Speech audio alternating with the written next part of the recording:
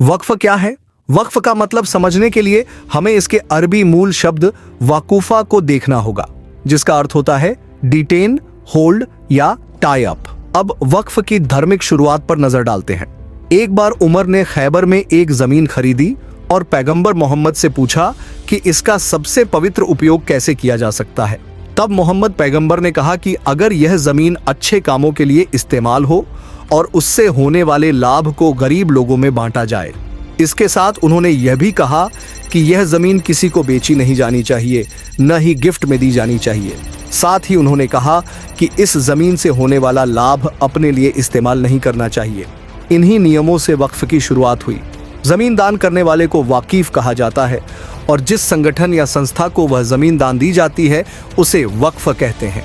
वक्फ की शुरुआत गरीबों की मदद और मुस्लिम धार्मिक स्थलों की देखरेख के लिए की गई थी, लेकिन अब वक्फ ने कई हिंदू और मुस्लिम जमीनों पर कब्जा कर लिया है। Let's understand more about Waqf. Video से अंत तक जरूर देख। भारत में वक्फ हाल फिलहाल शुरू नहीं हुआ, यह दिल्ली सल्तनत के समय से चला आ रहा है। 1175 में मोहम्मद गौरी ने भारत में कुछ जमीनें अधिग्रहित की and he donated 2 villages for Jama Masjid. इसके बाद खिलजी, तुगलक, सैयद, लोदी और मुगल सल्तनतों ने भी समय समय पर जमीनें दान की। So gradually the Waqf land become increase in India. कई राजा दरगाह और मस्जिद चलाने के लिए 2 या 3 गांव दान में देते थे। इन गांवों से वसूला गया कर दरगाह और मस्जिद के संचालन के लिए उपयोग किया जाता था। मुस्लिम शासकों के बाद ब्रिटिश सरकार ने भारत में राज करना शुरू किया, but the Waqf also continue. शुरुआती दिनों में ब्रिटिश सरकार हिंदू और मुस्लिम धार्मिक स्थलों में हस्तक्षेप नहीं करती थी, लेकिन समय के साथ उन्होंने इन स्थलों पर नियंत्रण करना शुरू कर दिया।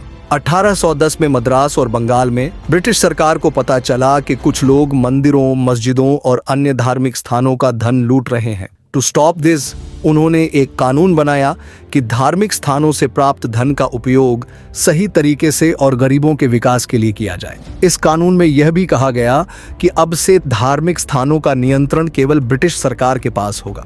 कई वर्षों तक ब्रिटिश सरकार ने केवल धार्मिक स्थानों को नियंत्रित किया, लेकिन उन्होंने इन धार्मिक स्थानों के धन को भी लूटना शुरू कर दिया। यह बात धार्मिक गुरुओं को पता चली और उन्होंने इसके खिलाफ विरोध प्रदर्शन किया। इस विरोध को देखते हुए ब्रिटिश सरकार ने 1990 का चैरिटेबल एंडोमेंट्स अधिनियम लाया और धार्मिक स्थानों के धन को संभालने के लिए उन्हीं धार्मिक व्यक्तियों को खजांची नियुक्त किया, ताकि मंदिरों, मस्जिदों और अन्य धार्मिक स्थानों का धन सही तरीके से प्रबंधित हो सके। खजांची means like our finance minister. After this, British सरकार को पता चला कि खजांची धन और संपत्ति का उपयोग अपने व्यक्तिगत लाभ के लिए कर रहे हैं। टू स्टॉप दिस, ब्रिटिश सरकार ने मुस्लिम भूमि की सुरक्षा के लिए विशेष कानून लाए। 1923 में मुस्लिम वक्फ एक्ट और 1934 में बंगाल वक्फ एक्ट और बिहार वक्फ एक्ट लाए गए। इन दोनों अधिनियमों का एक ही उद्देश्य था कि दान की गई भूमि का सही तरीके से उपयोग हो और ट्रस्टी इसे अपने व्यक्तिगत लाभ के लिए उपयोग न करें। 1947 में भारत को स्वतंत्रता मिली और ब्रिटिश भारत छोड़कर चले गए। यहीं से असली कहानी शुरू होती है। After British left the India, देश का विभाजन भारत और पाकिस्तान में हो गया। उस समय घोषणा की गई कि भारत के मुसलमान पाकिस्तान जा सकते हैं या यहीं रह सकते हैं, और इसी तरह पाकिस्तान में हिंदुओं को कहा गया कि वे भारत आ सकते हैं या वहीं रह सकते हैं। इस समय भारत के मैनी मुसलमान पाकिस्तान चले गए और पाकिस्तान के मैनी हिंदू भारत आ गए। इस तरह जो लोग भारत से पाकिस्तान गए, their property was left here only.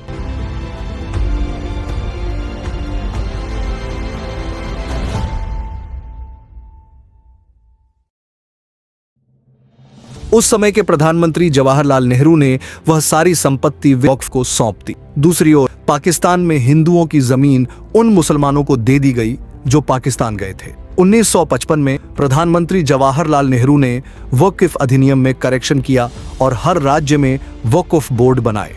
इस अधिनियम के माध्यम से सभी संपत्तियों को वक्फ बोर्ड में पंजीकृत कर दिया गया। इस कानून के अनुसार अब भारत में 32 वक्फ बोर्ड हैं। ये वक्फ बोर्ड वक्फ प्रॉपर्टी का प्रबंधन करते हैं।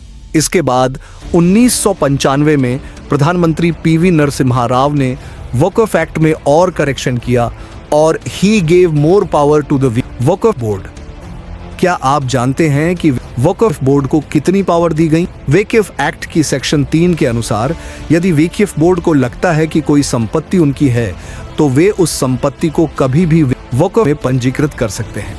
यदि भूमि का मालिक इसका विरोध करना चाहता है तो उसे वक्फ ट्रिब्यूनल कोर्ट में जाना होगा। इस ट्रिब्यूनल में सभी सदस्य मुस्लिम होंगे। इसका मतलब यह है कि आपको अपनी भूमि का स्वामित्व उन लोगों के सामने साबित करना होगा जिन्होंने आपकी भूमि पर दावा किया है। वक्फ एक्ट की सेक्शन 85 कहती है कि यदि आप यह साबित करने में असफल रहते हैं कि संपत्ति आपकी है तो वक्फ बोर्ड को आपका नाम संपत्ति से हटाने का अधिकार होगा। You won't have permission to take case to the High Court और Supreme Court क्योंकि ट्रिब्यूनल कोर्ट का निर्णय अंतिम होता है। वक्फ एक्ट की सेक्शन 40 में यह भी कहा गया है कि वक्फ बोर्ड को यह साबित करने की आवश्यकता नहीं है कि भूमि उनकी है। इसके विपरीत भूमि के मालिक को साबित करना होगा कि भूमि उनकी है। ये शक्तियां वक्फ बोर्ड को संपत्तियों को अपने नियंत्रण में लेने के लिए पर्याप्त हैं। आप देख सकते हैं कि अदर दार्म बोर्ड को वक्फ बोर्ड जैसी पावर नहीं दी गई है। 2013 में प्रधानमंत्री मनमोहन सिंह ने वक्फ बोर्ड में फिर से करेक्शन किया और इसे अधिक शक्तियां दी। 5 मार्च 2014 को मनमोहन सिंह ने बिना किसी को बताए दिल्ली की 123 प्रॉपर्टी को वक्फ बोर्ड को सौंप दिया। आप देख सकते हैं कि पिछले 15 वर्षों में वक्फ प्रॉपर्टी की संख्या डबल हो गई है। 2006 में वक्फ बोर्ड के पास केवल 1.6 लाख एकड़ भूमि थी जो 2009 में बढ़कर 4 लाख एकड़ हो गई, लेकिन 2024 में यह आंकड़ा बढ़कर 9.4 लाख एकड़ हो गया। भारतीय सेना के पास 18 लाख एकड़ भूमि है, भारतीय रेलवे के पास 12.9 लाख एकड़ भूमि है और वक्फ बोर्ड 9.4 लाख एकड़ भूमि के साथ तीसरे स्थान पर है। भारत की राजधानी दिल्ली का 70% हिस्सा वक्फ संपत्तियों के अंतर्गत आता है। तो क्या किसी ने इसे रोकने की कोशिश नहीं की? हाँ, 8 अगस्त 2024 को किरेन रिजिजू ने लोकसभा में वक्फ एक्ट में सुधार की मांग की। पर लोग नहीं हो सकते, संविधान से ऊपर कोई कानून नहीं हो सकते, लेकिन आप सर इसमें प्रावधान देखिए। इस 1995 का वक्फ एक्ट में ऐसा प्रावधान है जिसका बाकी कानून के ऊपर में ओवरराइडिंग इफेक्ट था सर। क्या ऐसे कानून हमारे देश में होना चाहिए? 2024 में वक्फ एक्ट में सुधार का कारण यह है, वक्फ काउंसिल और वक्फ बोर्ड में गैर मुस्लिम लोगों को भी शामिल किया जाना चाहिए। यह तय करने की शक्ति की संपत्ति वक्फ की है या मालिक की डिस्ट्रिक्ट कलेक्टर को दी जानी चाहिए। अगर कोई व्यक्ति वक्फ को जमीन दान करता है तो उसे लिखित रूप में देना अनिवार्य होगा। पहले के समय में केवल मौखिक रूप से कह दिया जाता था कि यह जमीन वक्फ दान कर रहा हूं। अब इसे रिटर्न में होना चाहिए। वक्फ संपत्ति गरीब लोगों की मदद के लिए होती है, लेकिन इन वक्फ संपत्तियों से एक भी व्यक्ति को लाभ नहीं मिलता। अपने मुस्लिम दोस्तों से पूछें कि क्या उन्हें वक्फ से कोई मदद मिली है। 99% लोग कहेंगे नहीं, और जो 1% लोग हाँ कहेंगे वे वक्फ ट्रस्टी, पॉलिटिशियंस और रिच पीपल्स।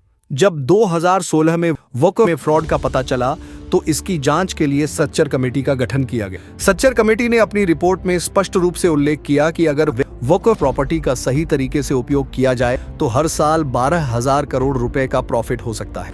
अगर इतना प्रॉफिट होता तो यह रकम गरीब मुसलमानों को दी जाती, लेकिन ऐसा नहीं हुआ। वक्फ केवल 163 करोड़ रुपए का प्रॉफिट हो रहा है, तो बाकी पैसा कहां जा रहा है? इसका जवाब भी सच्चर कमेटी ने दिया। कमेटी ने बताया कि वक्फ प्रॉपर्टी का प्रबंधन करने के लिए जो सदस्य नियुक्त किए गए हैं वही उस पैसे की लूट कर रहे हैं। सो तीसरे वास्ते वीडियो अबाउट द वक्फ। अगर आपको वीडियो पसंद आया हो तो कृपया वीडियो को लाइक करें और इस तरह की वीडियो के लिए हमारे चैनल को सब्सक्राइब करें। अगले वीडियो में मिलते हैं।